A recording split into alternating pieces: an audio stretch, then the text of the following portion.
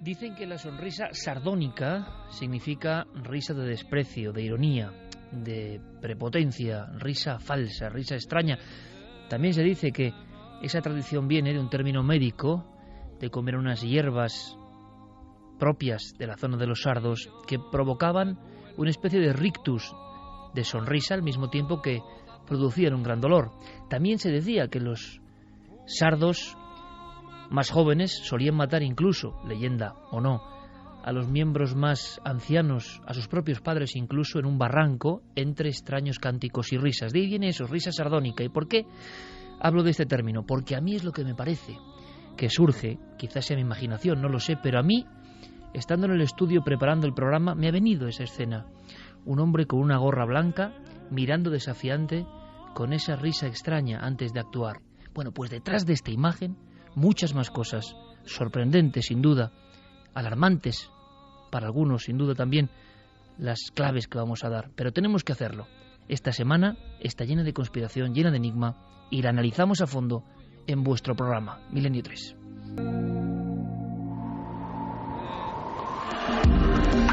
Nunca antes habías estado tan cerca de lo desconocido.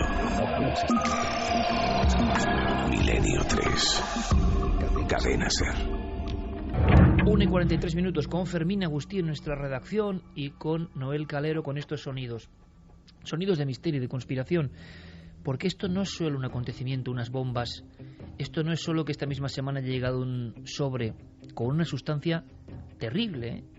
La ricina es una sustancia terrible en busca de Obama, de alguna manera. No.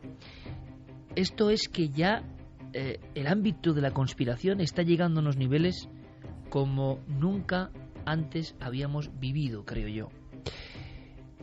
Veréis, esa fotografía del hombre de la risa sardónica y del niño de 8 años, que ojalá descanse en paz, se produce frente al portal 666, también se ha hablado de esto, de esa importante avenida de Boston.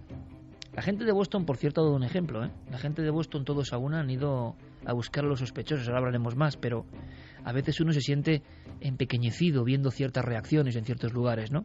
De cómo todo el mundo piensa que alguien ha atentado contra la paz de su lugar y actúan. Se ha hablado de atentado de falsa bandera. Simplemente voy a dar titulares. Algunos se alarmarán. Yo no los estoy exponiendo como realidades que yo crea, ni nadie del equipo. Simplemente lo que está ocurriendo, que es el gran fenómeno, lo que está pasando en estas horas, es que millones de personas, cientos de millones de personas, están accediendo primero a esta información que yo estoy dando ahora, antes que a la información, como decía Javier Sierra, sosegada de los medios convencionales. Los medios convencionales, lo siento, pero nos hemos quedado todos en otro plano. La información va por otra vía. Esa información habla de Blackwater, SEALs, otros equipos, atentado de falsa bandera, autoatentado en los Estados Unidos para poder reaccionar en contra del Islam y de ciertas naciones. Esto se está publicando. Fotos dobles donde la misma víctima de un suceso luctuoso ocurrido en un parvulario hace unos meses vuelve a aparecer ahora. Se habla de sospechosos en las azoteas, se habla de un montón de cosas, incluso de la presencia de un misterioso ente, el Mahdi, de el anhelo del pueblo iraní, sobre todo en que vuelva una figura de este tipo que combatiría con el anticristo. Bueno, todo esto, ¿qué tiene que ver? Pues tiene que ver porque, al parecer, hilan estas creencias a uno de los sospechosos, que es el hermano, además, que parece que tiene más influencia sobre el sospechoso número 2, el hombre de la gorra, el de la sonrisa. Bien, todo esto ha ocurrido y mucho más que vamos a conocer. Si queréis, para abrir fuego y que inmediato Santiago Camacho, por supuesto, y Javier Sierra nos cuenten todo lo que van averiguando, y abrimos abanico. Carmen está con un montón de información de lo que está ocurriendo en tiempo real, de la cantidad de fraudes y verdades que se están mezclando, cómo poder llegar a la verdad.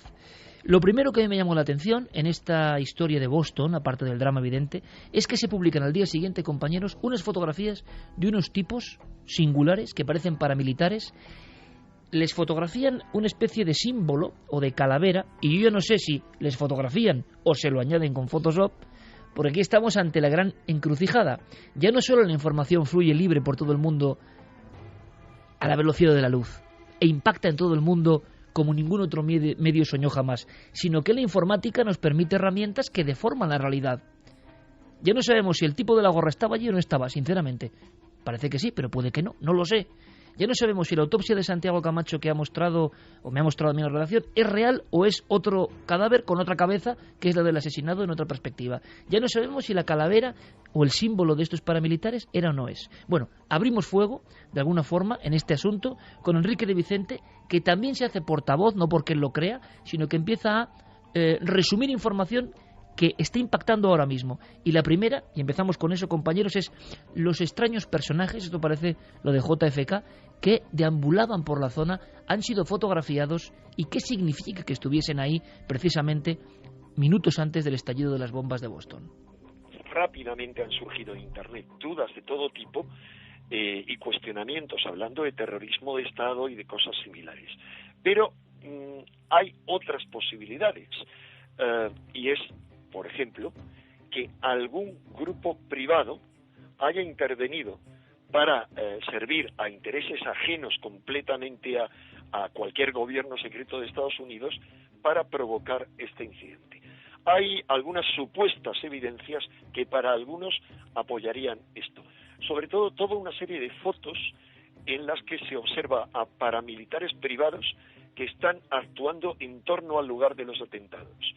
Se ve perfectamente como miembros de una compañía, de una firma militar privada que está perfectamente identificada, que se llama Kraft International, y cuyo fundador es un miembro de los SEAL, es decir, el cuerpo de élite de la Marina Americana, y que tiene en sus gorras un logo que es una calavera en la que dice más o menos, creo recordar, que el terror es la mejor herramienta, algo similar.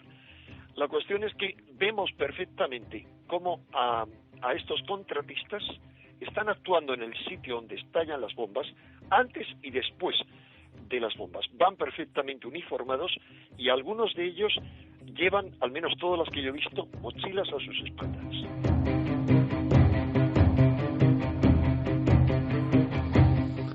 Santiago, Javier, todo vuestro. Vamos a ver, las fotografías en cuestión, la autenticidad es difícil de poner en duda porque proceden de diferentes aficionados, gente que estaba desde terrazas en sus casas, visionando la carrera a pie de calle, etcétera, etcétera, y efectivamente se puede ver un número indeterminado de individuos corpulentos, de porte militar, que llevan pesados anoraks, incluso para un día que no era especialmente frío, tan pesados como que parece que se adivina un chaleco antibalas de cierto volumen debajo, mochilas igualmente pesadas, pantalones caquis exactamente iguales en todos, botas militares también exactamente iguales en todos, y algunos efectivamente llevan esa gorra que lleva la calavera que identifica al equipo número 3 de los SEALs. O sea, la calavera es real, los señores que están ahí son reales. Sí.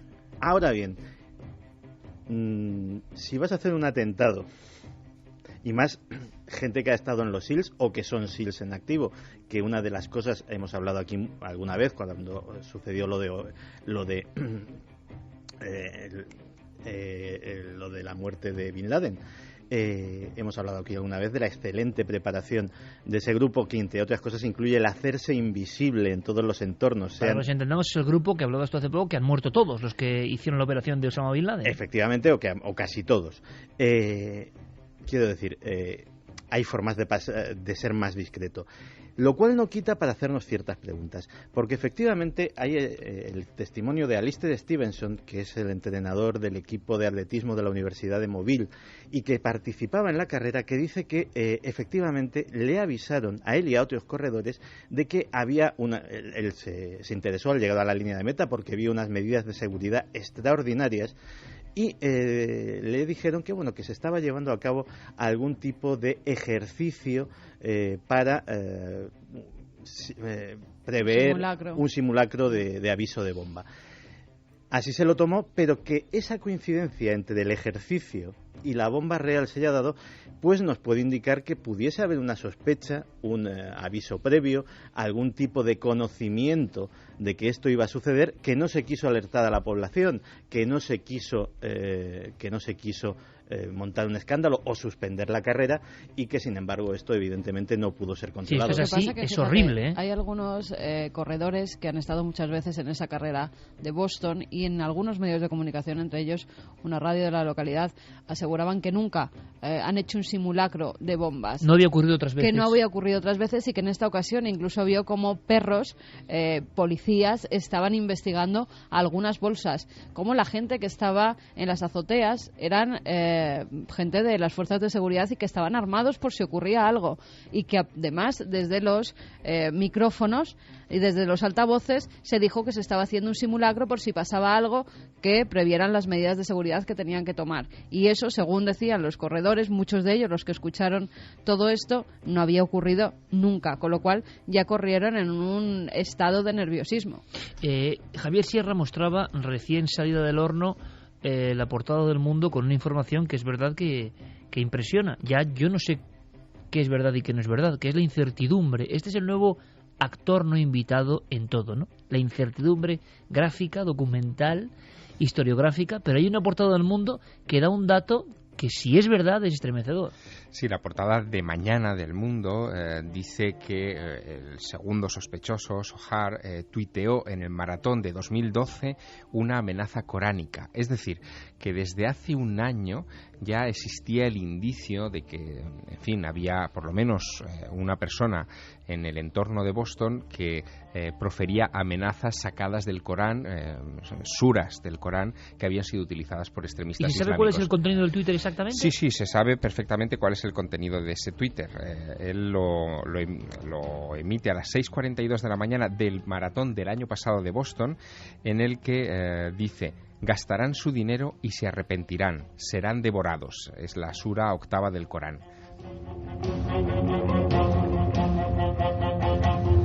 Eso Javier lo escribe él estando en el maratón de Boston, o mientras está produciendo el maratón, refiriéndose al maratón. Horas antes de empezar el maratón del año pasado.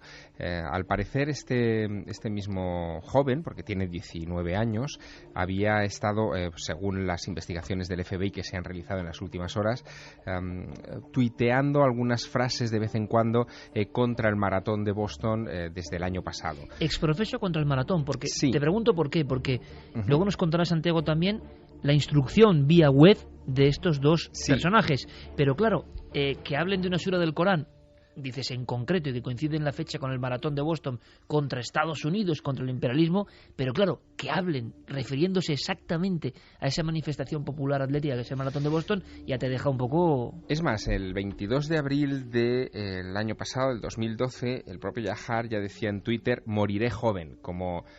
si él, en fin, estuviera dispuesto a autoinmolarse, como si quizá el diseño de ese atentado hubiera sido en principio diferente del que hemos vivido en estas horas. Pero esto es como una crónica de sucesos vía Twitter. Es el gran atentado global, de impacto global, donde Twitter tiene un papel, como veremos, fundamental en todo, ¿no? Pero mira, déjame que nos despeguemos un momento de lo que es solamente el caso de Boston, porque en estas últimas horas, y no sé si en esto coincidirá Santiago conmigo, yo tengo una sensación como de déjà vu, de haberlo ya vivido esto. Es decir, durante los atentados del 11 de septiembre famosos de 2001, en fin, los atentados que han cambiado la historia de Occidente, también se produjeron este tipo de anomalías. Es decir, justo después de los atentados... Sin Twitter ni redes sociales, eso sí. Sin Twitter y redes sociales, pero de repente, por ejemplo, comenzó a hablarse de cartas con Anthrax. En esta semana ha aparecido esa carta contra el presidente de los Estados Unidos.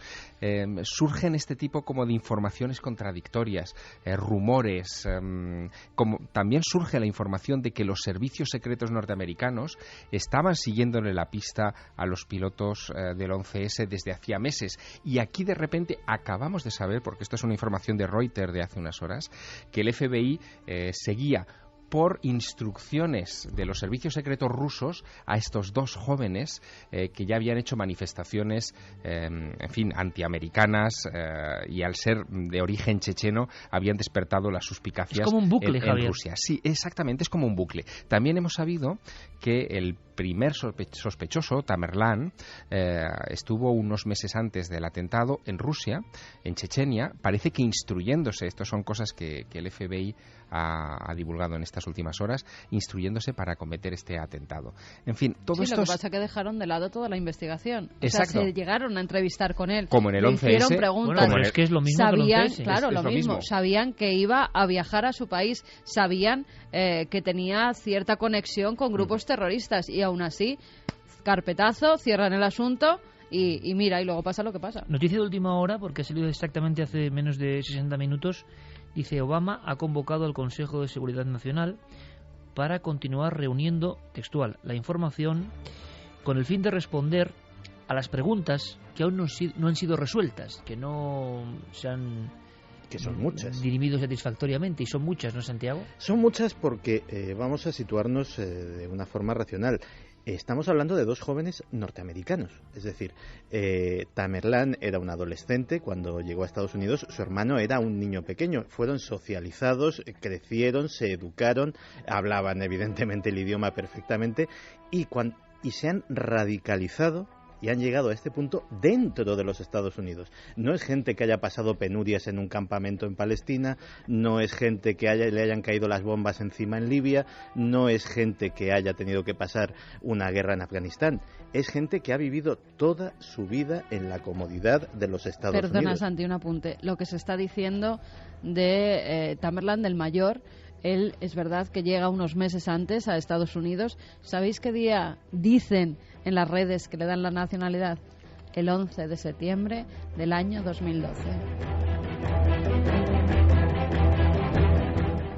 Sí, simbología, que ya tampoco sabremos nunca si es real o no, porque el Festival de la Confusión, Carmen, está llegando a unos límites que creo que nunca... Es la diferencia. ¿Recuerdas que en el 2001 yo creo que fuimos en la primitivísima ikerjimenez.com de los primeros en contar cómo aquella profecía de Nostradamus era un error sobre las Torres Gemelas y el 11S?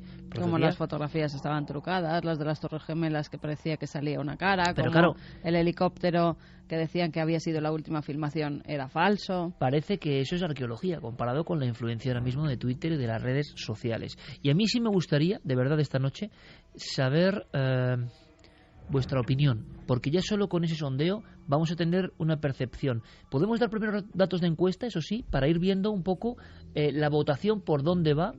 Y me imagino, porque he visto así como muy fugazmente la gráfica y creo que el resultado, yo creo que es como me esperaba. Vamos a ver si varía o no. Yo no sé si es como esperaban nuestros compañeros Santiago y Javier. Pues mira, la pregunta es, ¿crees que los únicos implicados en el atentado de Boston son los dos jóvenes sospechosos? Sí, 15,7%, no 84,3%. Por lo tanto, la incidencia en la mente colectiva, en el arquetipo del inconsciente colectivo de este tipo de informaciones no puede ser tomada ya como una minucia, como una marginalidad, como cuando Santi tocaba estos temas de la conspiración en 2003 al hacer su primer libro. Han variado mucho las cosas y de repente esta información, Javier, esta información salta en impacto colectivo respecto a la información supuestamente sesuda, seria, diplomática. Venga, incógnitas, datos, vamos a ir sacándolos. Pues lo primero, efectivamente, ¿cómo fue ese proceso? Es decir, ¿acudieron a alguna mezquita radical en Boston o en los alrededores? ¿Fueron captados por algún reclutador? ¿O simplemente eran personas que a través de Internet, como en un proceso de, entre comillas, búsqueda personal, fueron poco a poco recopilando información, fueron recopilando adoctrinamiento e incluso fueron recopilando el entrenamiento para hacer esos artefactos? Eso no se sabe. No se sabe si hay algún tipo de apoyo, no se sabe si alguien les indicó que debían hacer eso, si hay una tercera persona que no es un cómplice, pero sí puede ser un inductor. Hay muchas Parece que preguntas. la versión oficial inicial es, con las reservas de Obama, es actuaron solos, ¿no? Como dos locos marginales un poco, ¿no? Esa es digamos la hipótesis de trabajo con la que se está trabajando actualmente, pero es una hipótesis endeble desde el punto de vista de que no explica exactamente eso, cómo dos jóvenes americanos de ascendencia chechena llegan a este punto. Por otro lado, quedan también por explicar el papel, por ejemplo, del gobierno ruso en todo esto. El presidente Obama ha dado las gracias públicamente a Vladimir Putin por la colaboración del gobierno ruso en la detención de estos dos individuos. ¿Por qué? ¿Qué papel ha cumplido Vladimir Putin y el servicio secreto ruso en todo este asunto? Esa es otra gran incógnita. Sabemos que desde los atentados del 11S, Rusia y los Estados Unidos establecieron acuerdos de colaboración muy intensos para casos de terrorismo internacional. ¿Quién se ha puesto en guardia inmediatamente y también a través de las redes sociales en estas últimas horas?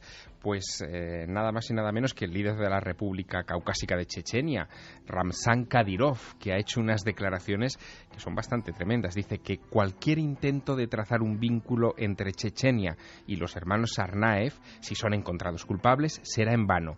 Ellos crecieron en Estados Unidos, lo que decía ahora mismo Santiago Camacho. Sus opiniones y convicciones se formaron allí. Y dice, la raíz del mal hay que buscarla en América. Más cosas y enseguida vuestras opiniones, que creo que son muy importantes esta noche. Enrique de Vicente pone otro ladillo a esta historia, este reportaje central sobre conspiración y un hecho, por desgracia, actualísimo y propio de estos tiempos que vivimos. Aquí relaciona dos de los acontecimientos de esta semana y a mí eso sí me extraña y quiero saber más. Hay otro dato en el que nadie, ningún medio, ha relacionado con estas explosiones de Boston, que tienen todos los rasgos de los atentados de la extrema derecha, se hayan dado justamente unos días antes de que se cumplan 20 años, que se cumplieron hace 2 días, de la famosa masacre de Waco, o de Waco. Pues resulta que a muy pocos kilómetros de Waco, formando parte del mismo condado de Waco, en West, el mismo día del atentado, hay una misteriosa explosión que esa sí causa multitud de muertos. Nadie parece relacionar una cosa y otra, y realmente el que un acontecimiento de esos se deba a la casualidad, a la coincidencia, resulta tan anormal como que a 2 vecinos les toque la lotería, uno un día y otro el día siguiente. ¿De acuerdo, compañeros? No sé qué relación puede haber con la historia de Waco. Es verdad que la coincidencia de que hablamos de lugares fatales y que luego viajamos a Galicia y a Berlín para 2 de esas casas, examinarlas por dentro, que parece que concentran, yo no sé si la mala suerte, la maldad, la muerte. Bueno, pues Waco, desde luego, tiene 3 tremendas tragedias. Recordamos las imágenes hace 20 años con David Koresh y los davidianos, y prácticamente al ladito, pues esta explosión tremenda. Esta explosión que, por cierto, Fermín, creo que tenemos un documento sonoro, porque impresiona todavía más, y mira que se ha visto filmada. Hay una escena que yo ya no sé, es un padre con una hija de 7-8 años que se quedan a filmarlo. Sí. Pero sí, tú dices, sí, ¿pero qué padre se queda a filmar una explosión, una fábrica que está el en incendio? Sí, claro, pero un incendio con unas llamas de una dimensión impresionante y en una fábrica. O sea, lo lógico es poner pies en polvorosa, y más por tu hija que por ti, pero se quedan ahí filmando y la onda expansiva es que les da de lleno. Bueno, hasta tal punto que la niña tiene problemas en los oídos por el gran impacto. Y lo dice. Pero como siempre, la radio y el sonido hacen que el impacto todavía sea más brutal sin imágenes, ¿no? Esa explosión en un lugar tan marcado como Waco, ¿tiene algo que ver con lo de Boston? A primera vista yo no lo acabo de entender. Igual nos sacan de dudas nuestros compañeros, pero así fue el momento. Si faltaban pocas cosas, aparte del sobre con veneno ricina mortal de necesidad enviado a Obama, ocurría esto, casualidad o no, en una fábrica de fertilizantes, ¿no?, en pleno corazón de Waco.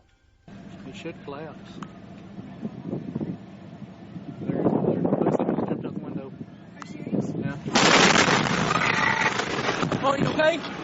Dad? You okay? I can't hear. Come here. I can't hear. Get out of here. Please get out of here. Oh, my God. Please get out of here. Please get out of here. Oh, my God. Dad, please get out of here. I can't Chloe. hear. I can't hear Oh, anything. shit. I can't hear anything. Oh, my God. La niña entiende además en cierto momento que no puede oír bien, que no puede oír nada. Sí. Es que es una escena tremenda, porque el bramido de la explosión a muchísima distancia, ¿no? Ahora bien, en esta Semana Negra, recordando aquella famosa Semana Negra de la ciudad de Barcelona, ¿no? Por eso hemos puesto ese título dramático pero real. ¿Qué enganche puede haber con lo de Waco? Mencionaba Enrique la ultraderecha y estos fenómenos de Boston. Pues si hubiesen sido otras circunstancias podría haber habido mucho. De hecho, te comenté, y es justo reconocerlo, que mi primera hipótesis era un norteamericano blanco de extrema derecha.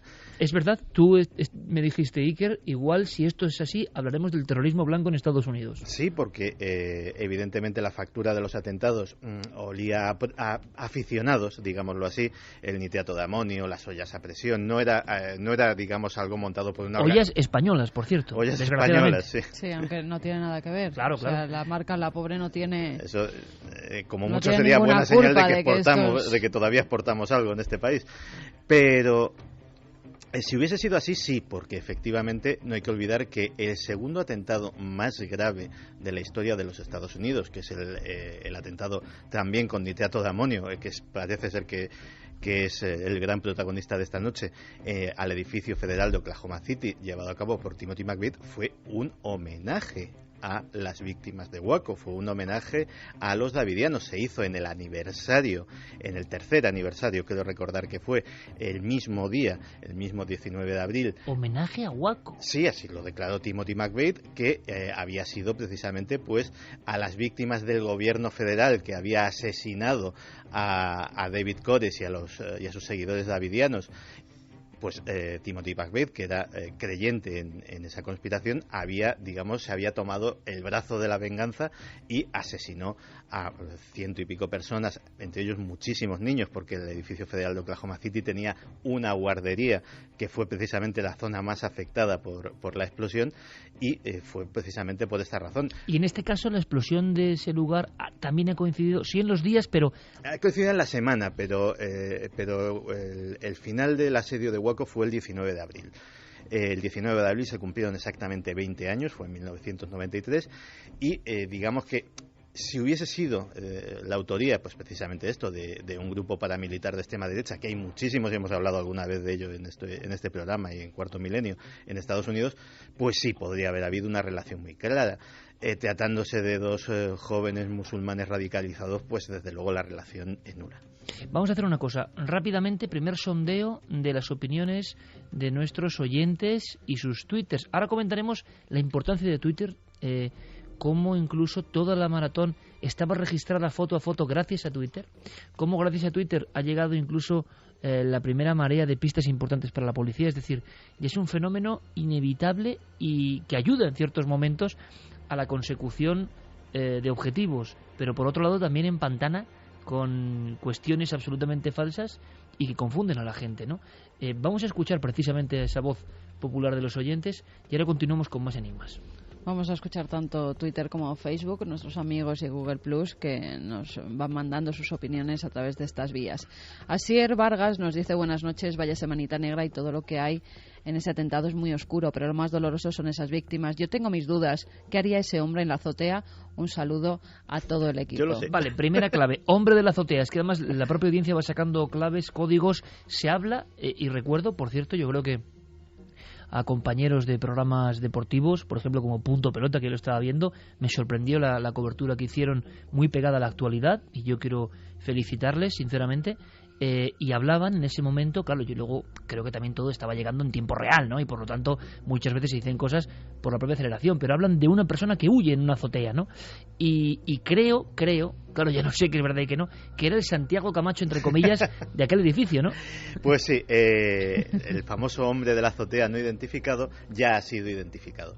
El edificio donde estaba ubicado era la sede de IDG Noticias, que nuestros oyentes aficionados a la tecnología conocerán bien ese medio, pues especializado en noticias tecnológicas, etcétera, etcétera. Pues los empleados de IDG Noticias tienen un acceso a la azotea que utilizan ¿para qué? Pues en sus tiempos libres de trabajo se sacan un cafetito, se fuman un cigarrín. Por eso digo de Santi Camacho, que sale ya a la magnífica terraza de la 8ª planta, se lanza su pitillo. Charlan un rato y vuelven a la tarea. Pues exactamente eso es lo que sucedió. Evidentemente la policía y el FBI fueron al edificio a preguntar qué hacía un hombre en la azotea y le dijeron, no, si aquí un hombre en la azotea, no, lo raro es que hubiera solo uno. Claro, buscaban un tipo Oswald, ¿no? De alguna forma, ¿no? Alguien coordinando las acciones. Claro, y el primero además en subir esa fotografía a Twitter es un chico, Dan Lamparello, que está casi en la línea de meta, y cuando explotan las bombas, él hace varias fotografías y en una de ellas capta a este hombre. Es el atentado de las redes sociales y de Twitter. Es cuando la policía dice, por favor, envíenos las imágenes para ver, y él dice, es que yo tengo una de uno muy sospechoso, porque está en la azotea. Y va la policía y dice, pero bueno, ¿qué hace un hombre aquí? Bueno, decía Santi que toda la maratón estaba registrada y radiografiada por Twitter. Es increíble. Cuando la policía y el FBI hacen una petición a la gente que estaba presente de sus grabaciones y de sus fotografías con teléfonos móviles, con cámaras del maratón, se encuentran con la sorpresa de que pueden cubrir absolutamente cada uno de los 42 kilómetros a ambos lados, casi en 3D, y que no se les escapa una sola persona del público. Todos estaban registrados. Eso de los ciudadanos que se prestaron a colaborar o que supieron de esa petición, que alguno se quedaría sus fotografías y no las envió. Es decir, hemos llegado a un punto en que cada persona es una máquina de grabar datos, es una máquina de grabar vídeo, es un fotógrafo potencial, y esas fotografías además no hay que revelarlas, pueden ser enviadas en tiempo real, y de repente cuando sucede una cosa de esas tienes un volumen de pistas a la hora de trabajar por parte de las fuerzas de orden público inédito en otra época. Esto como ejemplo absolutamente loable, yo creo, ¿no? De capacidad nunca antes al alcance de los servicios de inteligencia, ni siquiera de la colaboración ciudadana real y efectiva. Cada persona, un medio de comunicación tan poderoso en ese instante como cualquier medio de comunicación. O sea, esa fotografía es más poderosa que la de cualquier medio de comunicación. Por otro lado, empieza a haber también informaciones, como ahora veremos, apócrifas, que lo confunden todo. Vamos con más mensajes. Ramón Moreno nos dice, no lo puedo decir con seguridad porque, como es obvio, no tengo la información, ya que los grandes medios de comunicación solo te informan de lo que les interesa a ellos. Yo pienso, y ojalá me equivoque, que hay más gente implicada, y con esto digo el mismo gobierno, ya que, como pasó con el 11S, al gobierno de Estados Unidos, como otros gobiernos, les interesa tener al pueblo controlado por medio del miedo. Claro, y otro asunto son las guerras. Mientras las armas sean un negocio, siempre habrá atentados de falsa bandera. Este mensaje yo creo que además tiene todos los elementos propios de la conspiración. Puede tener razón, yo no digo que no. Es sorprendente que alguien piense que un gobierno va a atentar contra niños de 8 años, pero bueno, uno va a la historia y también ve atrocidades que se han hecho. No sé si de esa magnitud, pero hay un elemento que destila ese mensaje, que es lo que comentaba Javier en la redacción. Ya nadie se fía, y esto es un cambio de paradigma. Un absoluto cambio de paradigma. En este mundo de la red y de lo digital, para bien o para mal, yo no quito ni pongo, ser un medio oficial tienes las de perder, ¿eh? Porque no te creen. La fractura, además, tiene otra vez una fecha que ya ha salido en esta mesa de trabajo esta noche, que es la del 11 de septiembre de 2001. A partir de aquellos atentados contra las Torres Gemelas y, sobre todo, de la cadena de acontecimientos que se sucedieron después, la opinión pública en los Estados Unidos comenzó a desconfiar hasta del presidente de los Estados Unidos, del presidente de la nación. Es la primera vez en la historia que ocurre algo así de ese país. Es decir, de repente, el propio presidente de los Estados Unidos se sabe que miente a la opinión pública. Bueno, Watergate un poco antes, ¿no? Pero bueno, sí.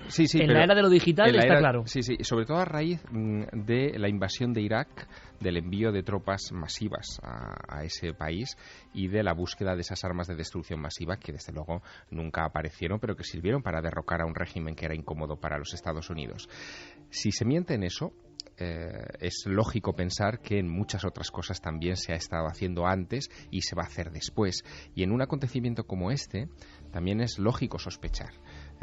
Habría que ver a quién beneficia una cuestión de esta naturaleza. Y enseguida surge este binomio extraño entre Rusia y Estados Unidos, muy tenso en los últimos meses, y que sin embargo a partir de este incidente esas relaciones pueden mejorar. Eso puede cambiar también el mapa geoestratégico respecto a asuntos como por ejemplo Corea, que es algo que está ahí como latiendo, en fin, es una herida abierta en la paz del mundo y no sabemos qué consecuencias va a traer. Mensajes. Kurisu Illa dice, buenas noches a todos, sean culpables o no, siendo inmigrantes, estos sujetos inculpados puede echar para atrás todos los progresos que se intentarán hacer en Estados Unidos sobre reformas migratorias. Entonces, ¿autoatentado o no? Mario Leonardo, yo creo que todo esto de las bombas de Boston y los sobres del presidente podría estar montado u ordenado por la CIA para desbancar al presidente de su mandato y crear el caos en el país. Aquí, desde luego, yo de los quien no Yankees sospecha nadie es todo. de los terroristas oficiales. Sí, hay un detalle además muy curioso a raíz del anterior mensaje, que es con respecto a la detención del segundo sospechoso, del hermano Tsarnaev pequeño, ¿no? Esto es muy, muy curioso porque no se le han leído los derechos y esto está desatando en estos momentos una avalancha de críticas. Él es ciudadano americano. No. Parece ser que en casos de terrorismo, da igual. Ahí está. En casos de terrorismo no se aplica la doctrina Miranda. La doctrina Miranda es la que permite, entre otras cosas, no declarar. O sea, no tienes esos derechos. Se aplica otra serie de, como aquí, por ejemplo, la doctrina Parot a la hora de las condenas por terrorismo.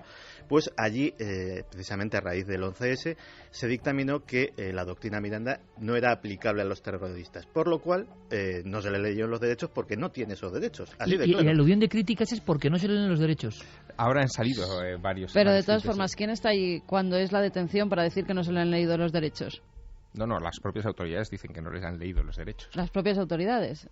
Es que se filtran entre ellos. Claro. Es que es muy raro también, ¿no?, que una autoridad de los que están interviniendo pero si es una ley, en abatir pasa a nada. No, es digamos el tratamiento que tiene que recibir un terrorista según la que es legislación habitual, que no pasa norteamericana. nada. Pero cuando llega esto al inconsciente colectivo, surge la crítica de por qué no se han leído los derechos. Hombre, no sé, es una circunstancia extrañísima, pero que allí puede que sea habitual, ¿no?, con un acontecimiento terrorista. Aparte de eso, quería ahondar precisamente en lo que decía Javier, es que los gobiernos han mentido siempre y siguen mintiendo. Lo que ha traído de nuevo Internet es que la gente empieza a pillarles en las mentiras, porque digamos que el poder de la gente comunicándose, intercambiando ideas, intercambiando datos, cada vez, digamos, hace que aquellos que están interesados en encubrir cosas, en tergiversar cosas, etcétera, etcétera, lo tengan cada vez más difícil. El problema es que ya se les va pillando a todos en tal cúmulo de cosas que ya la gente no se cree absolutamente nada. Claro, y también ni siquiera en casos justificados. Y también, como tú dices muchas veces, Santi, se llega el giro a dar de una forma tan radical que cualquier terremoto en el mundo es obra de Harp. Sí, ya no hay terremotos naturales, todos son creados por los servicios de inteligencia. Entonces, claro, estamos dando ya la vuelta a la madeja de una forma impresionante. ¿Y dónde queda? Decía el sabio griego, ¿no? En el justo medio está el buen término, de alguna forma, pero de verdad que yo creo que esto se nos escapa un poco a todos de las manos. Ya no es un atentado misterioso y conspiranoico como ha habido algunos, sino que trae consigo un sinfín de elementos novedosos incluso para el mundo de la comunicación.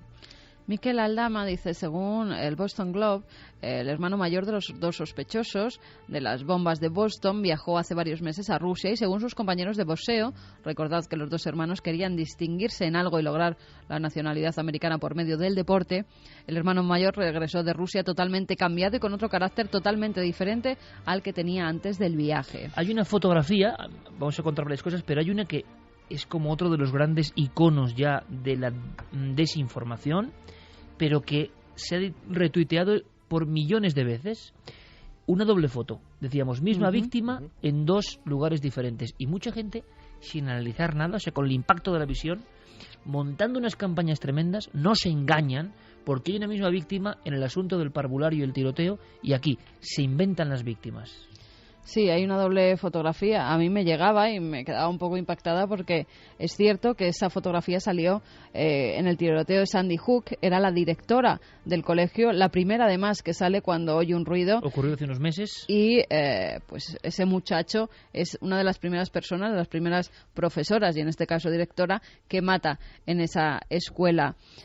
A la vez salía una fotografía más de cerca al lado diciendo que esta chica había salido declarando que estaba en la maratón de Boston y que ella había vivido las bombas. En principio había unos Twitter que te ponían que era víctima. Cuando ya salieron las fotografías de las 3 víctimas se descartó que fuera una de las víctimas, pero luego se decía que era una persona que había intervenido por la radio y que era la directora de la escuela Sandy Hook. La realidad de todo esto, hubo una confusión. En este caso, la directora de Sandy Hook sí que habló, pero porque había varios padres, varios miembros, además también de la escuela, que estaban corriendo la maratón de Boston precisamente en honor de los niños y de los profesores que murieron en esa masacre de la escuela. Entonces hubo un error y se puso la foto de la antigua directora a la que habían matado. Se empalmaron dos fotografías y he recorrido el mundo con una gran fuerza diciendo víctimas falsas en ambos acontecimientos, porque esto ya se comentó y dio la vuelta al mundo. Que a mí sinceramente, a mí te digo, con una foto de una niña con Obama me parece ya tan delirante, ¿no?, que haya gente que crea esto, pero bueno, que había víctimas falsas en aquel acontecimiento. Sí, de hecho, mira, el sitio web más conocido y más prestigioso sobre el tema de leyendas urbanas, que es Snopes.com, ya tiene registradas una docena de leyendas urbanas desmentidas sobre precisamente el atentado de la maratón de Boston. No ha pasado ni una semana. Para que te hagas una idea de hasta qué punto, digamos, el conspiracionismo barato, por llamarlo de alguna manera, empieza a aprender en Internet. Los primeros tweets de carácter conspirativo empezaron a surgir, se empezaron a detectar 24 minutos después del estallido de la primera bomba. O sea, 24 minutos después de la primera deflagración ya hay teorías de la conspiración. Sí. A día de hoy, si uno hace la búsqueda en inglés de Boston Marathon Conspiracy, le salen 208 millones de resultados en Google. Ya esto ya es tan conocido y ya empieza a ser tan viejo y empieza a ser tan habitual que ya hay hasta gente que se preocupa porque esto no se convierta en un circo, como por ejemplo el ciudadano anónimo que ha comprado el sitio web bostonmarathonconspiracy.com y que simplemente lo ha comprado para dejar este cartel: he comprado este dominio para evitar que lo haga algún chalado de las conspiraciones. Por favor, tengan en consideración a las víctimas y a sus familias. Pero esto quiere decir que la nube negra, o a veces clara, porque a veces clarifica, de la conspiración, ya es un elemento, como decía yo antes, que no es cosa de locos, que no es cosa de 4 bloggers que iniciaban sus historietas hablando de detrás del 11S y demás. No, no. Ya es un elemento fundamental. ¿Por qué? Porque va mucho más allá de la información oficial. Va a la información que importa a la gente. Tienes un documento en la mano. ¿Por qué? Sí, ¿por qué? Porque a raíz de lo que comentaba Santi, en Facebook se publicó también pues un muro 2 días antes de los atentados en el que se decía: nuestros pensamientos y oraciones están con todos los implicados en los atentados de Boston. ¿Has dicho? 2 días antes. Y ahora yo vuelvo a añadir, como le decía Santiago Camacho, y esto nos lo tenemos que creer, yo no me lo creo, yo creo que hay una manipulación.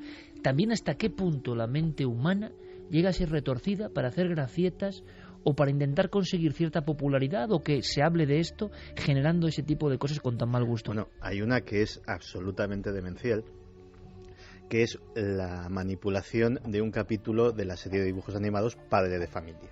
Ha circulado ese vídeo por internet y es un capítulo en el que no sucedía eso, pero para llamar la atención sobre una presunta profecía en Padre de Familia del atentado de la maratón de Boston, un capítulo que acababa con que efectivamente el protagonista, Peter, activaba una bomba que derribaba un puente hablando por el teléfono de un terrorista, pues se han manipulado esas imágenes para que parezca que eso sucede en la maratón de Boston y así pues poder difundir la leyenda urbana de que esto ha sido así. ¿Por qué ahora ocurre algo que es sorprendente?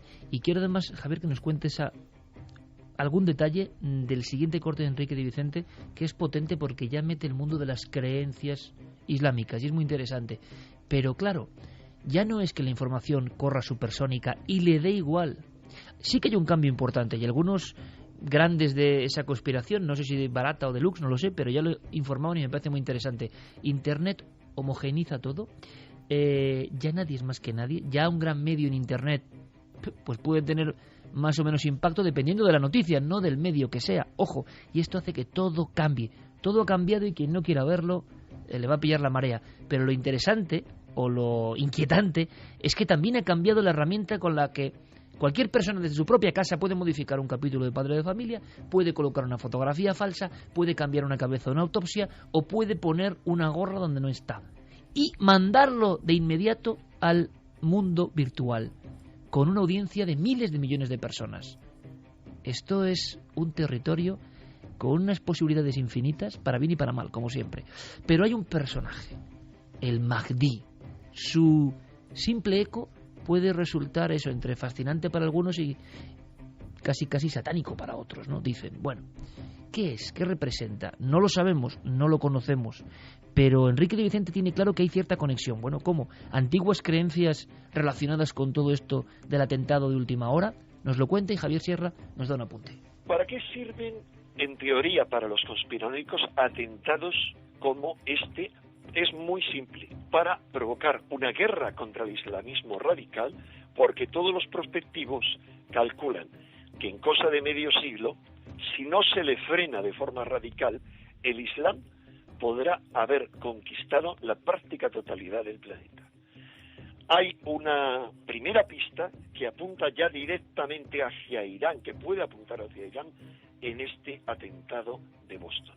Y las televisiones han dicho que este muchacho estaba obsesionado por la idea del Mahdi.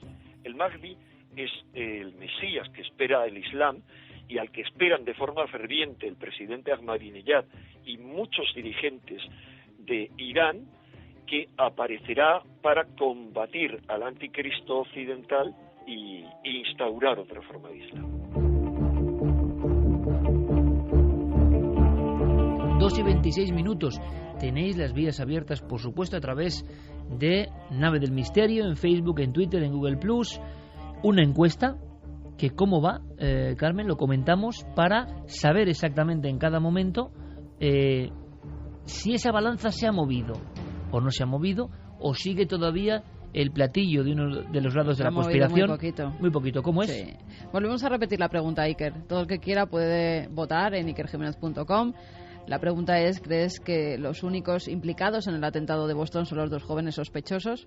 Se ha movido nada, porque no un 84,2% y sí un 15,8%. Casi hay 1.000 votos, más de 1.000 votos dados hacia el lado de la conspiración. Si esto tiene algún tipo de viso o de certeza sociológica, es tremenda, ¿eh? Pero Javier, en este mundo digital, en este mundo de redes sociales, en este mundo cambiante absolutamente y que genera un nuevo universo a partir de ahora, desde luego, nos estamos dando cuenta, todavía tienen fuerza los viejos mitos, los viejos símbolos, las realidades un poco daimónicas que decimos, ¿no? De lo ancestral. Y en el Islam también existe. Que sea una cultura iconoclasta no quiere decir que no tenga esos mitos poderosísimos, ¿no? En ellos creen dirigentes muy importantes.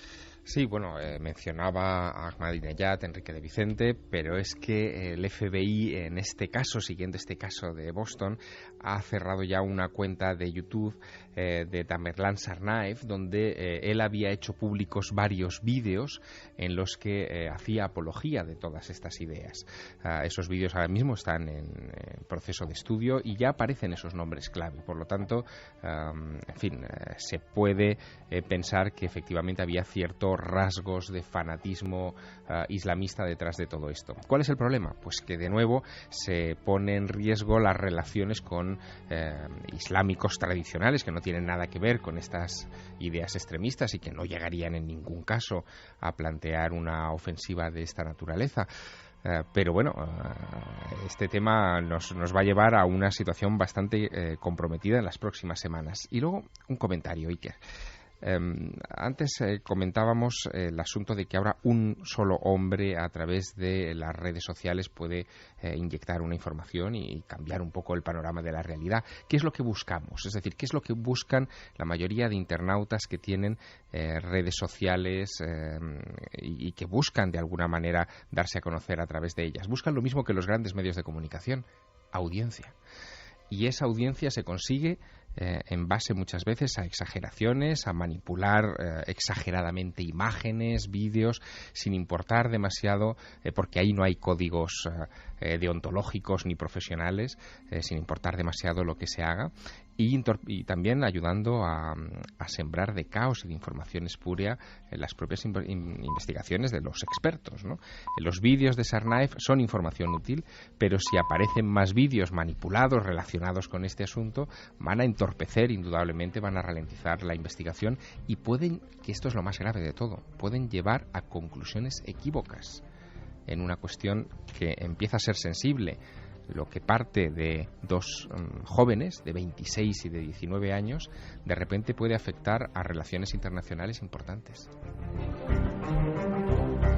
Santi, aunque sea en un fragmento, por favor, pero la instrucción, el aprendizaje, el fanatismo o no de estos jóvenes, si es que se descubre que son estos jóvenes, y yo lo digo porque yo ya no sé nada, es decir, y llega un momento en que uno ya no sabe nada, parece que sí, pero claro, ¿lo sabremos alguna vez? ¿Lo sabremos dentro de 50 años? ¿Dentro de 50 años saldrán los papeles que nos dirán que no eran estos jóvenes o que estaban, ojo, adiestrados por alguien? El adiestramiento, por lo que parece, no ha ocurrido en ninguna mezquita, en ningún local concreto.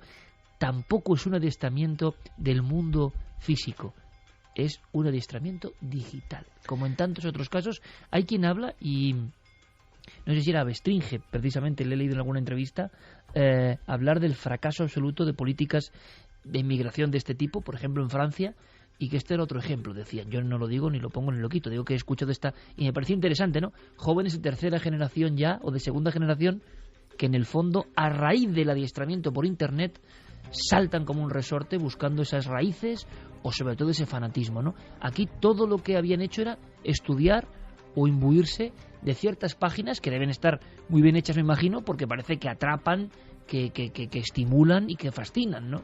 Por un lado, las páginas donde se adoctrina en las formas más radicales, más incitadoras al odio del Islam. Y luego, evidentemente, mismamente el artefacto que se utilizó, la bomba de olla a presión, hay una página web que lleva a Al-Qaeda oficialmente. Evidentemente no se puede encontrar por Google, forma parte de esa deep web de la que hemos hablado últimamente, y donde se detalla con absoluta precisión, con vídeos instructivos, cómo se fabrica esa bomba. Es decir, no solamente que cómo se pone el explosivo, cómo se pone el temporizador, cómo se pone el detonador, sino incluso cómo se cogen elementos. Si no quieres llamar la atención, si no quieres ir a comprar una sustancia controlada, como puede ser el nitrato de amonio, de repente compras unos sacos de fertilizante y tienes que dejar tu nombre en Estados Unidos, sino cómo a través de cosas que puedes encontrar en tu armario de la cocina, cómo extraer los productos químicos adecuados para fabricar ese explosivo. Y todo eso, si sabes cómo, está a 2 clics de distancia. Es decir, no es tan difícil. Bueno, fíjate, a raíz de lo que decía Santi, salieron también unas imágenes de unas cámaras de seguridad que teóricamente habían sido grabadas unos días antes por alguien, también con gorra, que iba a comprar unos productos químicos y que no se los vendieron, que podía ser una tercera persona implicada en el atentado, la que consiguió esos productos que podían luego explosionar. La realidad, se ha sabido que son unas imágenes de cámaras de seguridad de una fábrica que robaron en 2011. O sea que son imágenes completamente antiguas que no tienen nada que ver con los atentados de Boston. Luego la circunstancia, casualidad, fatalidad, lugares fatales decimos hoy, de que la fábrica que haya explotado precisamente sea de compuestos químicos y fertilizantes en Mira, en y que Texas, antes ¿no? hablabais de fotografías y una fotografía que ha dado la vuelta al mundo es la de un chico ayudando a una de las víctimas. Bueno, pues eso también se ha difundido por las redes y sobre todo por las redes sociales, diciendo que era el novio que esperaba a la chica que estaba corriendo la maratón justo en la meta, que explotó la bomba y que la chica perdió las 2 piernas y que él le estaba pidiendo matrimonio en el último momento antes de que ella casi pereciera. No es esa la realidad. La realidad es que es un chico que no conocía de nada a esta chica, que era Sidney Corcoran, que intentó ayudarla, que le estaba haciendo el boca a boca, y no era una escena de amor, era una escena de ayuda. La familia, además de la chica, se lo ha agradecido porque nadie sabe quién es este ángel de la guarda que en un momento dado la pudo salvar, la pudo hacer unos torniquetes y gracias a eso la pudieron trasladar todavía con vida. Y lo que cuenta una fotografía parece, además la tenemos aquí, parece verdaderamente que se está lanzando a darle un beso y lo que está haciendo es hacerle el boca a boca para salvarla. Bueno, quizá el colmo del mal gusto en estas leyendas urbanas sobre la maratón de Boston ha sido el caso de Jeff Bauman. Jeff Bauman es el hombre que veíamos en las fotografías en una silla de ruedas porque la explosión le había cercenado por completo la pierna derecha. Pues empezó a correrse por las redes sociales el bulo de que en realidad se trataba de un hombre llamado Nick Vogt, que era un soldado que había perdido la pierna en Afganistán y que se había prestado como doble o como actor, figurante para escenificar la falsa bomba de la maratón de Boston. Tuvo que salir el propio padre de Jeff Bauman, tuvo que salir a la palestra para decir que su hijo estaba en el hospital, que no tenía una pierna y que por favor que parasen ese tipo de rumores. Hablando de ángeles de la guarda, ha habido algunas, pues por poner un poco de luz, ¿no? O un poco de brillo del otro lado, ¿no? En mitad de esta oscuridad y de este reino de la confusión, porque yo creo que ese sería el resumen, ¿no? Estamos viviendo en el reino de la confusión. Y en el reino de la confusión surgen explosiones, deflagraciones que impactan ya de forma universal. Ya nada es local, ¿no? De alguna forma. Había una historia que recogía, como siempre, con su buen tino Javier Sierra, que se fijaba en ella, él que ha escrito tanto de los ángeles, enigmáticos personajes, evidentemente, desde el principio del tiempo. Hay una historia de esas de gran suerte, de milagro, llamadlo como queráis, pero que es una historia hermosa entre tanto horror, ¿no? Sí, es la historia de dos jubilados de West, en Texas, justo la ciudad donde ha estallado esta empresa de fertilizantes el pasado martes, que contaban sus aventuras, en fin, lo que les ocurrió en esas horas de la tarde del pasado martes 16, de una manera muy peculiar. Ellos dos son católicos y aquella tarde tomaron su pick-up, su furgoneta, para ir a la parroquia para hacer los ejercicios espirituales a los que estaban apuntados, y cuando salen de misa ellos se dirigen hacia su casa, que está solo a 2 manzanas de la fábrica. Ven una fulguración tremenda, escuchan la detonación, observan cómo el cielo comienza a desplomarse sobre sus cabezas, porque en fin son fragmentos de todo tipo los que vuelan por el aire, pero su furgoneta queda casi inexplicablemente intacta y ellos dos en fin no sufren heridas de mayor consideración, pero saben que su casa ha quedado destruida por el lugar por donde han visto esa fulguración, y saben que es la fábrica. No se atreven a ir, de hecho las autoridades inmediatamente les impiden el paso, pero su hijo casualmente es policía y se acerca para ver en qué estado ha quedado la casa de sus padres. Cuando se acerca al lugar, en fin, la zona es un desastre, la casa prácticamente es un solar, no quedan ninguna de sus 4 paredes levantadas, coge unos pocos enseres, unos zapatos, unas ropas para dárselas a sus padres y les hace unas fotografías con el teléfono móvil para que vean el estado en el que ha quedado su domicilio. Cuando esas fotos llegan a la retina de este matrimonio, se quedan muy impactados, porque ellos desde hace años coleccionaban figuritas de ángeles, tenían 100 en una alacena, y esa alacena con las 100 figuritas de ángeles es lo único que estaba en pie. El matrimonio está seguro de que los ángeles de la guarda que han coleccionado les habían salvado la vida. Salti, para poner carpetazo final a esta semana negra de conspiración, aunque sea con una bella historia, con una historia de suerte. Perdona que te interrumpa, Iker, porque hay otro milagro, entre comillas, de un chico que ya le están diciendo que él mismo dice que ha sido un milagro que ninguna de las explosiones le pillara, tanto en Boston como en Texas. Es verdad. Se llama Joe Barty, es un joven que estaba corriendo la maratón de Boston justo cuando pasa por la meta. A los 30 segundos explota la primera bomba. Además, su familia, sus 2 hijas y su mujer estaban muy cerca de la meta, tan cerca que a la señora que hay justo al lado de su mujer, pues la metralla hace que pierda las 2 piernas, y a la mujer y a las hijas no las pasa absolutamente nada, salen ilesas, completamente ilesas. Después de ese trauma, él dice que nunca ha visto una explosión, que ha sido casi un milagro que se salvaran, porque 30 segundos antes le hubiera pillado el primer bombazo. Viajan, cogen un avión y regresan a su casa en Texas. En Waco. Va a trabajar en su propio coche y ve un humo muy intenso, se para y nada más pararse, baja del coche para hacer una fotografía, hace una fotografía que además la puso en su Twitter, como diciendo qué casualidad que vengo de una explosión y ahora veo un incendio, y justamente explota esa planta de fertilizantes. Hasta tal punto estaba cerca que muchos de los cascotes caen sobre su propio coche, con lo cual se salvó de 2 explosiones en 2 días.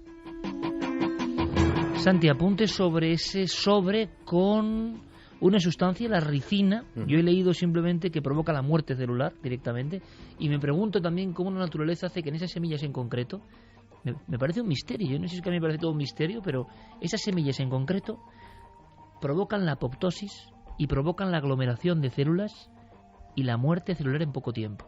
Bueno, ¿por qué la naturaleza, la madre naturaleza que nos da la vida, ha diseñado eso? Bueno, pues parece que esa sustancia ha sido muy célebre en muchos servicios de inteligencia de los dos bloques de las antiguas superpotencias y que vuelve a aparecer en un sobre, como decía Javier Sierra, después de una situación tan extraña como esta de la de Boston, esta situación de conspiranoia general. Y bueno, el principal implicado sospechoso, encima para su defensa, acude a la conspiración también. Pues sí, es una historia muy curiosa. El implicado, el sospechoso, Paul Kevin Curtis, que todos lo habremos visto impersonando a Elvis Presley, parece ser que es un entertainment, es un cantante imitador profesional, ¿no? Imita a diversos tipos, pues es un tipo bastante peculiar. Dice que él no ha sido... el perfil que tienes de amigo de Santi. No, es que es un amigo de Santi completo y lo vamos a ver ahora mismo. Dice que él no ha sido... Claro, un imitador de Elvis Presley, mandando un sobre para envenenar al presidente Obama, o sea, eso es, y experto en conspiraciones, es un amigo de Santi en toda regla. Obama, a un senador de Mississippi y a un juez también del estado de Mississippi. Mandó 3 cartas.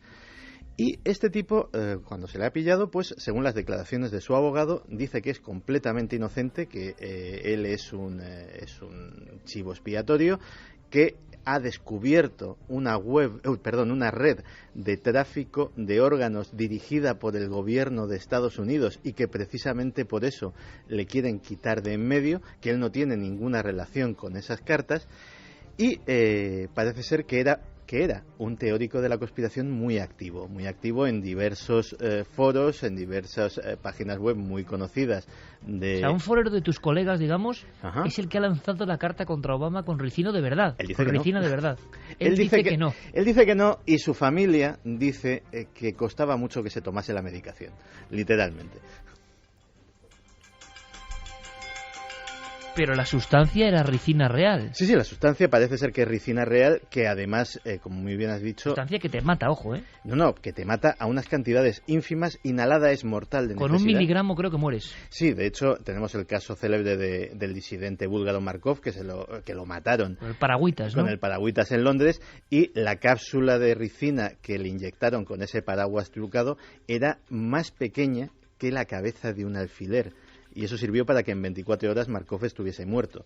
Es decir, estamos hablando de una sustancia altamente letal.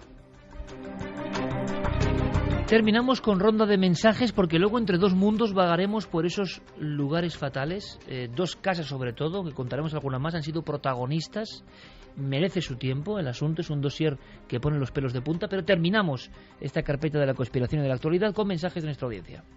Ernesto Cabello dice: soy Ernesto de Granada, el mundo está llegando a su fin, cada vez somos más negativos, el mundo necesita la vuelta de un gran hombre. Martín Copede: cuando escucho las leyendas urbanas en base a los acontecimientos como el atentado de Boston me avergüenza la especie humana. Susana Pérez: con tantas manipulaciones, montajes, bulos y falsas leyendas ya no sabes qué creer. Miguel Ángel Cabral nos dice: hola, buenas noches milenarios. Sobre los atentados de Boston me llama la atención que si hubieran sido unos terroristas chechenos, como aparentan ser, habrían tenido 1000 oportunidades de causar el máximo de víctimas posible, pudiendo detonar las bombas mucho antes, cuando había mucha más gente en las inmediaciones.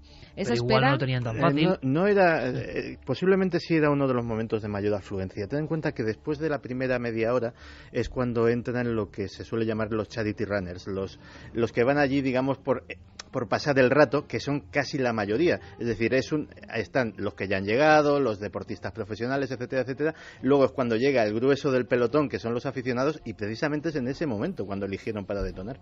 Sí, porque yo recuerdo la imagen de un viejecillo, ¿no? Que que se cae además por la explosión. Sí, que se convierte en la imagen de la tragedia, ¿no? Sí. Miguel Ángel decía: esa espera al final de la carrera revela para mí que no había intención de causar el mayor daño posible, sino minimizar las posibles bajas, y eso para unos terroristas no cuadra. Autoatentado, falsa bandera, muchas dudas, como estáis relatando. Jesús García Blanco: preguntarle a Santi si ve relación entre el atentado de Boston y la aprobación de la ley CISPA de vigilancia cibernética a los usuarios de Internet. Hombre, en principio sería un argumento a favor, pero desde luego no.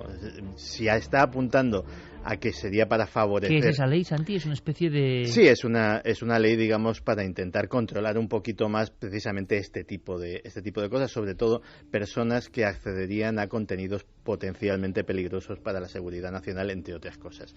Y en ese sentido, evidentemente sería un argumento a favor, pero sugerir que se ha montado un atentado de falsa bandera para aprobar una ley de Internet me parece como poco exageradito. Que se estaba aprobando además ese mismo día o un día después. Sí, por ahí estaba, sí. Por eso lo relacionan. Roser dice manipular un episodio de Padre de Familia para que parezca el atentado de Boston. ¿En qué mundo vivimos? Black Cat dice por fin alguien relaciona los atentados de Boston con la explosión de la fábrica de fertilizantes del día después. Dice que no entiende cómo nadie lo había relacionado. Yo he llegado a leer que lo de la fábrica de fertilizantes fue un misil. O sea, directamente ese tipo de cosas. ¿Cómo era aquel bestseller después del 11S? El primer bestseller conspiranoico, incluso antes de Santiago Camacho, fue Thierry Missan, ¿puede ser? Missan, que hablaba de un misil. De hecho, está mal decirlo, pero ese libro llegó a España gracias a mí. Yo fui quien puse otro de tus amigos, ¿no? A los editores que, por cierto, en la pista de aquello. No se ha vuelto a saber de él, ¿no? Tú eres un poco su... No, sí se sabe de él. Thierry Missan sigue siendo el responsable de la red Voltaire, que es un medio de Internet muy prestigioso. Claro, yo le había perdido la pista, pero tú en tus círculos lo tienes perfectamente fichado. No, y te puedo asegurar que ¿Tu amigo Thierry? Que digamos que en el entorno conspiracionista o conspiranoico, Thierry Missan es de los personajes de más acrisolado prestigio en cuanto a la exactitud de las cosas, o al menos lo argumentado de las cosas que dice, o lo soportado por pruebas. Un día me vas a contar los diferentes baremos y fases del mundo de la conspiración. Antes has dicho conspiración de baratillo. ¿Y cuál es la más acrisolada o la más deluxe, no? Mira, ¿y tú dónde estás? Y ya me pregunta, o sea, dentro del ranking quiero saber, pero eso me lo cuentas otro día. ¿Dónde está Santiago Camacho con la bandera de España? Fíjate, ¿es Santiago Camacho? En la conspiración de Baratillo y Thierry Missan serían exactamente los dos extremos. Es decir, digamos, la máxima calidad. Thierry y la es un mínima. lord en el mundo de la conspiración. Thierry es un tipo que realmente merece la pena de ser seguido, no solo por los aficionados a esto, sino por la población en general. Pero España no volvió a ver ningún éxito de Thierry Missan. Y también es curioso, ¿no? No, realmente en el mundo editorial aquello fue un bombazo, y de hecho en la editorial de Marra me lo siguen agradeciendo todavía que les diese aquella idea, pero efectivamente luego no ha sido ningún bestseller por aquí. Nos estaban apuntando además a la novela que parece que predijo los atentados del atentado de Aquí tendríamos de un Boston. futility también en el Titanic, ¿no? Dicen. Sí, porque 11 años antes, en 2002, se publicaba el libro de Boston Marathon Thriller. Es un corredor profesional, corrió muchas veces en la maratón de Boston, y un día corriendo dice que sintió temor por si alguien ponía una bomba, que qué pasaría. Él lo llegó a pensar en una de esas carreras, hasta tal punto que después de los atentados del 11S decidió escribir esta novela como algo que podía ocurrir. Es Tom Lonergan, el autor, y le han preguntado si esto ha podido suponer que uno de estos hermanos se la leyera y que intentara basarse en la novela imitando los hechos. Él dice que prefiere pensar que no. Bueno, vamos a dejarlo aquí. La información es muchísima. La encuesta, imagino que termina en el mismo baremo prácticamente, con un sinfín de votantes. Lo agradecemos mucho porque ha sido en tiempo récord. También el esfuerzo a nuestro compañero Guillermo León. Podemos dar prácticamente, en que podéis seguir votando, por supuesto, si queréis, ¿no? Porque va a ser un buen elemento, pero... Sí, acaba en que el no gana por 84,1 frente a 15,9. Interesante, ¿eh? 15 de cada 100 personas a favor de la versión oficial, 84-85 que no. Por lo tanto, la profecía de Javier Sierra se cumple más que nunca, ¿no? Casi 9 de cada 10 personas no creen ya en la versión oficial. Por supuesto que el sesgo, imagino, de oyentes que participan es concreto, es el de Milenio, pero también sabemos de otras muchas encuestas donde el resultado no va por ahí. O sea que traspolando estamos seguros que como mínimo un 60%, mitad y mitad como mínimo, y ya es muchísimo, no creen en la versión oficial, cosa que nunca antes en la historia de la humanidad ha ocurrido. Ahora sí, vamos a empezar otro viaje, un viaje diferente que comienza en Galicia. Cambiamos el tercio, compañero Noel Calero, porque Sí, hemos hablado de lugares fatales. Waco tenía una explosión, ¿verdad, Santi?, en los años 40. Sí. Que era de Bueno, no fue en Waco, fue en Texas City, que está como a 200 kilómetros, es decir, pero hubo una enorme explosión precisamente por un barco que se estaba cargando ¿de qué? De nitrato de amonio. En ese caso murieron 500 personas. ¿500 personas? Sí, o sea, fue ten en cuenta que una explosión de un volumen de nitrato... Piensa en lo que decíamos antes del edificio federal de Oklahoma City. Era un camión cargado de nitrato de amonio en el parking y se llevó por delante todo el edificio. Es decir, estamos hablando de un fertilizante, pero de un potencial explosivo de una potencia tremenda. Lo que ha pasado en Texas esta semana ha sido comparado por muchos como la explosión de una bomba nuclear. Y de hecho, a nivel de kilotones, sería equiparable a una bomba nuclear pequeña, una bomba nuclear táctica. Es que impresiona mucho el bramido, el impacto es tremendo, incluso lo hemos puesto antes en el audio, es tremendo. Y pasó en el 93 la matanza del rancho de los davidianos de David Koresh. Pero curiosamente, en estos últimos días, casi como hecho forteano, ¿no? Pero que se repite, pero no se suele contar. Hace un tiempo, ¿verdad, Javi?, teníamos la historia de la calle de Tres Forques en Valencia, donde ha vivido una sucesión de hechos extraños. Javi tiene un libro que es Casas que matan, ¿no? Sí, lo tengo por aquí. Es un libro que, bueno, de estos libros complicados de encontrar, que de pronto salen en medio de una librería antigua de Madrid y que nos llaman la atención, ¿no? Y de repente descubres que el libro está lleno de historias desconocidas, de historias extrañas, muy brevemente contadas, pero que se puede ahondar en ellas y sacar cosas absolutamente interesantes. Libro de aquella colección, Javier, tú te acordarás perfectamente, Fontana Fantástica. Claro, mítica. Mítica, absolutamente. De Martínez Roca. Uh-huh. Exactamente, que traía libros de Francia, de Roger de Lafont, y que eran tremendos. Bien, pues todo esto que parece como de un mundo antiguo se ha convertido de alguna forma en realidad. En una casa en Galicia, ojo, porque es la historia, bueno, supera cualquier thriller, en una humilde casa de un pueblo de Galicia y en una casa en un piso en Berlín. Empezaremos por Galicia y si queréis luego continuamos con Berlín y otros sucesos en la siguiente hora. Vamos a Galicia porque es noticia, porque aparece primero, como siempre ocurre, ¿no?, tenuemente o de alguna forma casi disimulada, de esto no se habla. Claro, cuando suceden algunos hechos ya va ocupando espacio en los diarios regionales. Si recuerdas, cuando tocamos el caso de esa casa de Tres Forques, de ese edificio maldito, como llamaron algunos periódicos, todo se inicia con un último hecho tremendo, un hecho macabro, el asesinato de una prostituta dentro de ese edificio, que es el que da la voz de alarma cuando los vecinos empiezan a contar a los periodistas, como Javier Martínez de las provincias, que ese edificio está maldito. Pues eso mismo ocurre en esta casa de Galicia, en una pequeña localidad de Apartrigueira. Allí, en la madrugada del 10 de abril, la historia empieza con una llamada a la puerta. La persona que abre la puerta a medianoche es Miguel Paz Fernández. No se sabe a día de hoy quién es la persona que llama. Lo que sí se sabe es que le recibe con un gran mazo con el que le destroza el cráneo prácticamente a las puertas de esa casa e inmediatamente después se llevan el cadáver solo unos 300 metros de ese lugar donde es encontrado al día siguiente.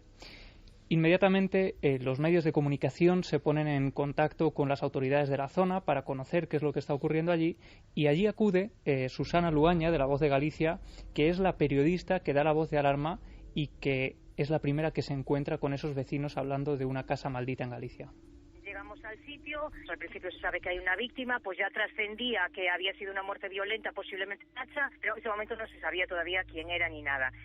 Y más o menos media hora después, pues ya los agentes que estaban por allí y la policía ya empezamos a oír que estaba identificada, que era un joven de Ailla, que es un sitio cerca del lugar donde apareció el cadáver, y que vivía de alquiler en una casa allí cerca. Y cuando fuimos a la casa, porque efectivamente estaba como a 300 metros de donde había aparecido el cadáver, pues ya nos empezaron a contar. Incluso los propios agentes decían, ¿pero cómo? ¿Otra vez aquí?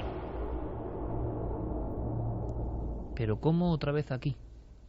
Sí, es entonces cuando empiezan a hablar entre esos vecinos y esos policías. Los policías empiezan a decir que han ido a esa casa casi constantemente en los últimos años y los propios vecinos la tienen señalada también como un lugar donde la tragedia campa a sus anchas, ¿no? De hecho, hay un hecho que llama a la atención de la periodista, que es una herradura puesta al revés bajo una de las ventanas de los vecinos. Y allí le empiezan a contar que, por ejemplo, una de las primeras personas que pierde la vida, uno de los primeros inquilinos que pierde la vida relacionado con esa casa, es uno que se muere en un accidente de tráfico a unos kilómetros de la casa, como si hubiera sido perseguido por ese influjo maligno, como diría Roger Laforest en este libro. Posteriormente hay una joven que vivía en La Guardilla. Esta es una casa de 3 alturas, una casa de campo que está dividida en varios pequeños apartamentos. Pues la joven que vivía en La Guardilla, sin motivo aparente, no tenía problemas aparentemente, se lanza desde la ventana, se suicida y se quita también la vida. Posteriormente otro vecino es encontrado días después de fallecer en el interior de su casa en completa soledad. Esto es algo que ocurría también, si recuerdas, en el edificio maldito de Valencia, ¿no? Y posteriormente Manuel Piñero, uno de los últimos, 56 años, es atropellado por un conductor que se da la fuga y es encontrado por los dueños de un bar cercano a solo unos metros de esta casa maldita, como la